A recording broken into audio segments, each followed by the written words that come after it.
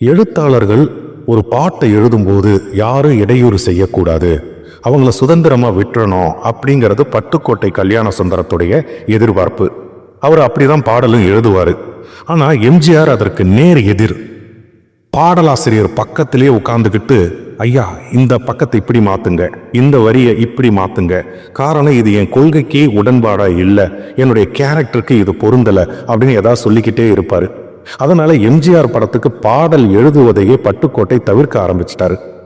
ஆனாலும் எம்ஜிஆருக்கு பட்டுக்கோட்டை பாடல் எழுதினாதான் தன்னுடைய ரசிகர்களை முழுமையா திருப்திப்படுத்த முடியும் அப்படிங்கிற ஒரு எண்ணம் இருந்தது. அதனால தன்னுடைய உதவியாளர்களை 2 முறை விட்டு அனுப்புறாரு. பட்டுக்கோட்டை வரல. அதனால் அவரே ஒரு நாள் காரை எடுத்துக்கிட்டு நேரா பட்டுக்கோட்டை வீட்டுக்கு போயிடுறாரு.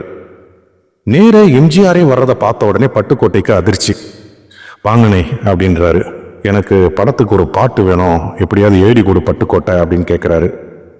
அவரும் வேற மறுப்பு சொல்ல முடியாம ஒரு 3 நாள் கழிச்சு நீங்க யாரையாவது அனுப்பி விடுங்க, நான் பாட்டை கொடுத்து விடுறேன் அப்படின்னு பட்டுக்கோட்டை சொல்றாரு. சரின்ட்டு எம்ஜிஆரும் கிளம்பி போயிடுறாரு. அவர் தன்னுடைய உதவியாளரை 3வது நாள் அனுப்பி விடுறாரு.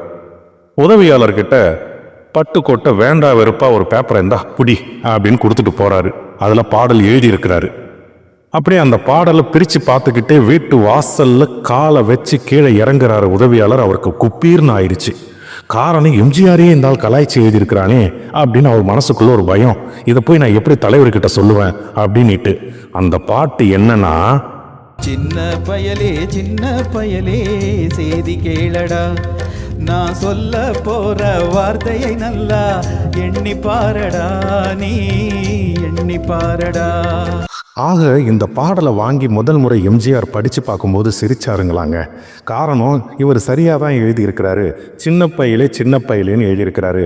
உண்மைதானே, எம்ஜி சக்கரபாணி தானே எனக்கு அண்ணன், நான் அவருக்கு சின்னவன் தானே, அடுத்தவன் தானே, ஆக இவர் சரியாக தான் எழுதியிருக்காருன்னு சொல்லி சிரிச்சாருங்களாம்.